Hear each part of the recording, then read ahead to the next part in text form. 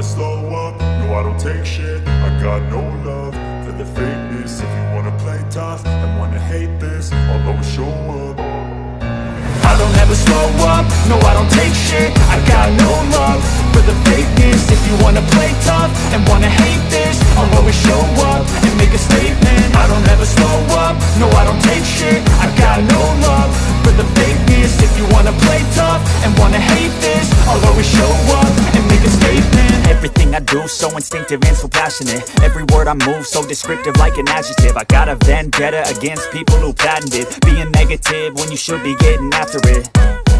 I got facts over tracks, this and that. Spitting slow, spitting fast. I could roast, I could gas. Think I'm okay at last, but I don't know if that can erase all the past. And the pettiness, a reflection of the emptiness. Hilarious, you think you're worth my time, you're delirious. Mysterious, because you hide behind a fake exterior. Inferior, you know I'll always be a bit superior. Get off of me, this ain't no humble brag. I want you to hear words, you can say them back. I want you to feel free from the chains at last, and to believe in what you got, it was built to last, yeah. मैं हूँ आपकी host koala. आपको welcome BTS magic shop में। ये the immortal love season 2 chapter 10 है। Chapter 9 में हम लोग देखे थे कि जिन और आयु एक ही रूम में साथ में सो रहे थे रात को। फिर जब जिन उठती है वॉशरूम जाने के लिए, वो देखती है कि आयु उसके साइड में नहीं है। आयु गायब है। कहाँ गई आयु? जिन ढूंढती फिरती है इधर उधर, लेकिन उसे आयु कहीं नहीं मिलती है। ऑन द अदर साइड जाओ जैंग को कोई तो एक है जो टेलीपैथी के थ्रू उससे मिलने को कहता है, और जाओ जैंग सोचने लगता है क्या उस पे भरोसा करना चाहिए। अब देखते हैं आगे क्या होता है। तो फिर चलिए स्टार्ट करते हैं the immortal love season 2 chapter 10। आयु, आयु कहाँ हो तुम? अरे कहाँ गई आयु? चीनी, आवाज मत करो, धीरे इधर आओ। आयु, तुम इतनी रात को बाहर कॉरिडोर में क्या कर रही हो? और यहाँ पे छुपी बैठी क्यों हो? क्या बात है आयु? हाँ, पहले शांत हो जाओ, एकदम धीरे से, ठीक है? कोई भी आवाज मत करना। वो दिख रहा है तुम्हें? वो देखो सामने कुछ दिखा? कहाँ? इतने अंधेरे में कुछ नहीं दिख रहा आयु। तुम क्या दिखा रही हो मुझे? ध्यान से देखो जिनी, उस स्कैरक्रो के आसपास देखो। उधर दिख रहा है कुछ?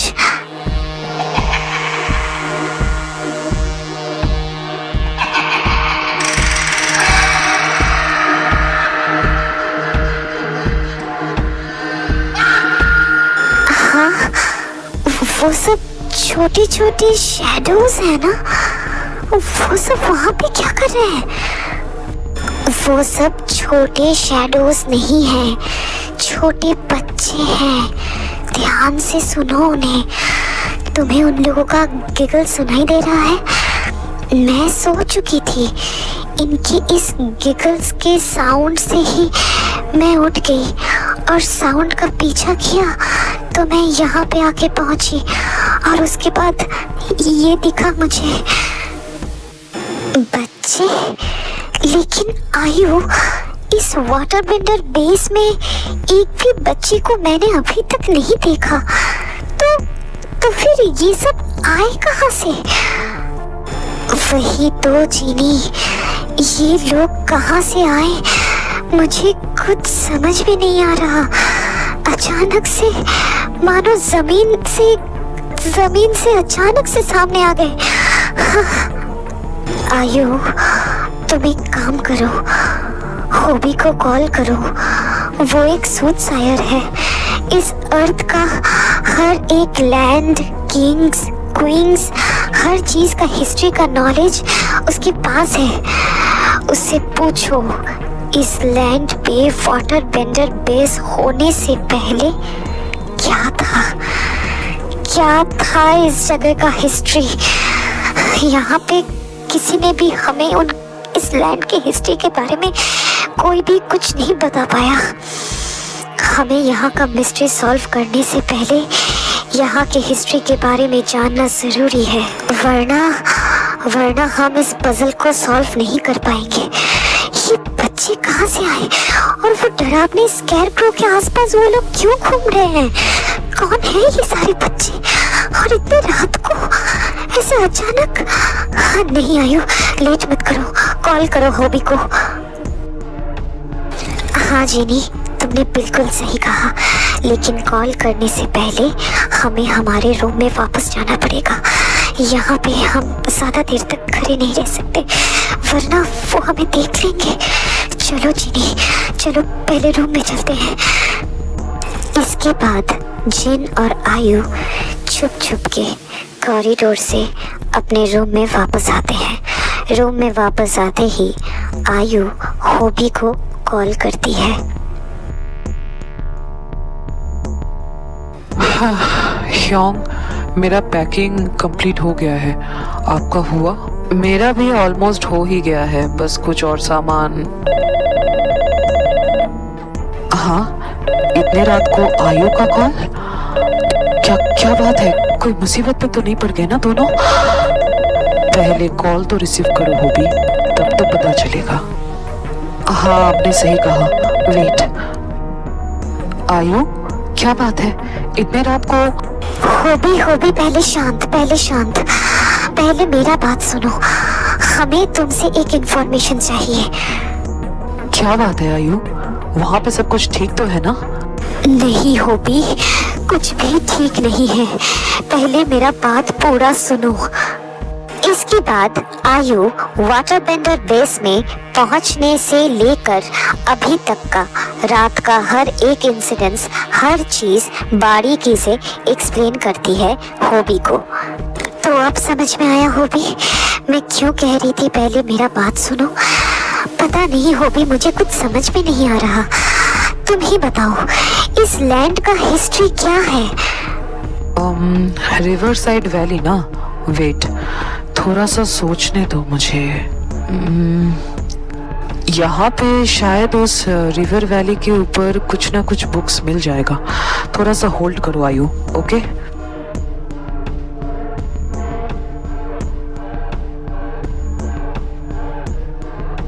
हाँ, मिल गया आयु। क्या बताया तुमने? ओ गॉड, तुमने क्या कहा? तुम दोनों वहाँ के फार्म हाउस में हो, राइट? हाँ, क्योंकि हम यहाँ पे किसी पे भी भरोसा नहीं कर सकते, इसीलिए हमने सेल्फ कुकिंग का डिसीजन लिया और उन्होंने हमें ये फार्म हाउस में रहने को कहा, तो हम तब से यहीं पे हैं। और वो स्कैरक्रो के बारे में क्या कहा तुमने? हाँ, वो स्कैरक्रो, वो बहुत अजीब है हॉबी। जहाँ पे ये फार्म हाउस बना है वहाँ पे आसपास कोई खेती के लिए लैंड नहीं है, थोड़ा दूर है, लेकिन फार्म हाउस के बिल्कुल सामने एक स्कैरक्रो बना हुआ है। एमिली ने बताया ये लोग जब यहाँ पे पहली बार आए थे तब से ही ये स्कैरक्रो यहीं पे है। उन्होंने कहा कि उन्होंने इसे निकालने की बहुत कोशिश की लेकिन अनसक्सेसफुल रहे। लेकिन हॉबी, तुम ये सब कुछ क्यों पूछ रहे हो? बताता हूँ आयु। हाँ, तुम मेरी बात ध्यान से सुनो। जिस लैंड पे ये बेस बना हुआ है वहाँ पहले सिमेट्री हुआ करता था। पहले जमाने के लोग, मतलब मैं ये बात तब का कह रहा हूँ जब ऋग्वेद भी लिखा नहीं गया था, आज से 5000 साल पहले, शायद मेरे जन्म से भी पहले, लोगों को सिर्फ अंतिम संस्कार के नाम पे डेथ बॉडीज को 5 एलिमेंट्स को सौंपना आता था। मतलब आग में जलाना, पानी में बहाना या फिर दफनाना। लेकिन उसके बाद जो क्रियाक्रम किया जाता है जिससे हम सोल को शांति डेवलप करवाने की कोशिश करते हैं, उन्हें ताकत देते हैं कि वो सोल वर्ल्ड में वापस चले जाएं, तो उस जमाने के लोगों को ये सब कुछ करना नहीं आता था। तो तुम लोग अभी जहाँ पे खड़े हो वहाँ पे डेड बॉडीज को दफनाया जाता था, लेकिन कोई भी क्रियाक्रम नहीं होता था। तो कुछ दिन बीतने के बाद सारे सोल ने गुस्से से, दर्द से उस बस्ती को परेशान करना स्टार्ट कर दिया। तो उनकी झुंड की एक लेडी थी, लेडी मॉन्क कह सकती हो तुम उन्हें, जो कि एक पवित्र सन्यासी थी। उन्होंने तय किया कि वो खुद को फायर एलिमेंट्स को सौंप देगी, लाइक सैक्रिफाइस, तो सारे बस्ती के लोग बच जाएंगे, वो सोल अपने सोल वर्ल्ड में वापस चले जाएंगे। तो उनके ये डिसीजन से सारे बस्ती के लोग सहमत होते हैं और उसी जमीन में एक लकड़ी का पोल बना के उन्हें बांध दिया जाता है और उनके शरीर में आग लगा दिया जाता है। तुम्हें तो पता ही है, सैक्रिफाइस के टाइम जो सैक्रिफाइसर्स होते हैं उनका मन साफ होना चाहिए, लेकिन उस लेडी का नहीं था। जब आग उनके शरीर को निगलने लगी तब उन्हें मन हुआ फिर से जीने का, मन में जीने का चाह जगा। उन्होंने बहुत चिल्लाया लेकिन किसी ने वो नहीं सुना, क्योंकि चारों ओर तब ढोल मतलब उस टाइम पे जो भी बाजा बजते थे वो सब बजा रहे थे। सब बहुत खुश हो रहे थे, लाइक उनके जिंदगी में अब सब खुशहाली आने वाला है ये सोच के। कुछ देर बाद उनकी बॉडी जल के राख बन गई और सब अपने अपने घर चले गए। उसके बाद वो लैंड बंजर बनता गया, सारे लोग मारे जाने लगे। जो लोग जिंदा थे वो उस लैंड को छोड़ के चले गए। ये था उस लैंड का हिस्ट्री। उसके बाद का कुछ भी इस बुक में मैं नहीं देख पा रहा हूँ, लेकिन ये स्क्रैको आया कहाँ से, क्यों लैंड बंजर बनने लगी उस इंसिडेंट्स के बाद, और उस बंजर लैंड में सबसे पहले वाटर बेस ही क्यों बनाया गया था, उसके बारे में यहाँ पे कुछ भी लिखा हुआ नहीं है। अब मुझे नहीं पता मैं तुम लोगों को कैसे गाइड करूं। लेकिन हो भी ये स्कैरक्रो बहुत डरावना है, मानो बिल्कुल असली हो। वो हमेशा हम पर नजर रखता है। पता नहीं, मुझे ऐसा लगता है, या फिर आयु को भी। ये बहुत अजीब है हो भी, ये वर्ड में हम लोग एक्सप्लेन नहीं कर सकते। आपका बात सुन के मुझे पता नहीं एक शक हो रहा है। भाभी, ये कोई स्क्रैको नहीं है शायद, मैं श्योर नहीं हूँ, लेकिन मुझे लगता है ये कोई स्क्रैको नहीं है, ये वो लेडी का बॉडी ही है। बट हो भी ऐसा कैसे हो सकता है? उस लेडी को मरे हुए बहुत 1000 साल बीत गए हैं। अब तक तो उस बॉडी को राख बन जाना चाहिए था। पता नहीं वो अभी तक वहां पे खड़ा कैसे होगा। नहीं हो भी, तुम कुछ ज्यादा ही सोच रहे हो, मुझे ऐसा लगता है। पता नहीं योंग, जैसा फील हुआ वैसा ही कह रहा हूँ। मुझे सच में उस लैंड के बारे में इससे ज्यादा कुछ पता नहीं। कभी इसके बारे में ना ही मैंने कोई विजन देखा और ना ही मैंने विजन देखने की कोशिश की। तो मुझे जिन भाभी और आयु के बाद से जैसा लगा, मैंने बिल्कुल वैसा ही कहा। बट वो लेडी अगर स्कैरक्रो ही है तो एयर एलिमेंट में एक साथ ड्यूलेट तो नहीं हो गई ना? पता नहीं, शायद वो ही है या फिर नहीं है, नहीं पता। या फिर शायद ये कर्स्ड सोल है। माय गॉड, क्या इस कर्स को किसी ने रीजेनरेट किया है? लेकिन क्यों? और वो बच्चे?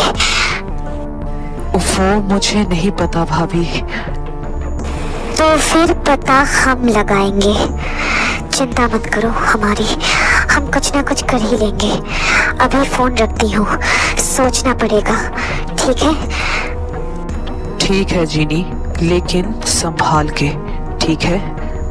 हाँ जूनी, बाय। आयु, तैयार हो जाओ। इस बार हमारी जंग कोई नॉन बेंडर से नहीं है, या फिर कोई इंसान से नहीं है, या फिर कोई सोल से नहीं है। इस बार हमारी जंग एक कर्स्ड सोल से है, जो कि किसी ने उसे रीजेनरेट किया है, जितना मुझे शक हो रहा है। तो तैयार रहो, कल से ही हम छानबीन शुरू करेंगे, ठीक है? और इस बारे में हम किसी को भी कुछ नहीं बताएंगे। अब मैं देखती हूँ ये कौन है और कहाँ से आया है। की स्टोरी बस इतना ही। जाओजेंग वाला जो पार्ट है वो हम लोग नेक्स्ट चैप्टर में देखेंगे। अभी तो पहले हमें ये पता लगाना है कि जिन और आयु किस चीज का पता लगाएंगे। क्या वो सच में एक स्कैरक्रो है या फिर कोई कर्स्ड सोल? पता नहीं, वो तो आगे जाके पता चलेगा, है ना। ओके, तो ये रहा चैप्टर 10। आप सब अच्छे से एंजॉय करो, इसको व्यूज दो और मजे करो। ओके, तो फिर ये रहा चैप्टर 10। अगर ये चैप्टर तुम लोगों को अच्छी लगी है तो लाइक कर देना, अपना फेवरेट पार्ट कमेंट में बताना और सब्सक्राइब करके अपने सारे आर्मीज फ्रेंड्स के साथ शेयर कर देना। और कोआला का आईजी अकाउंट का लिंक अबाउट सेक्शन में दिया हुआ है, प्लीज जाके उसे भी फॉलो कर लेना। ओके ना गाइस, तो फिर मैं मिलती हूँ नेक्स्ट चैप्टर के साथ। तब तक लव योरसेल्फ, थैंक यू, सारंगेयो, bye bye guys, bye. Inferior, you know I'll always be a bit superior. Get off of me, this ain't no humble brag. I want you to hear words, you can say them back. I want you to feel free from the chains at last, and to believe in what you got, it was built to last.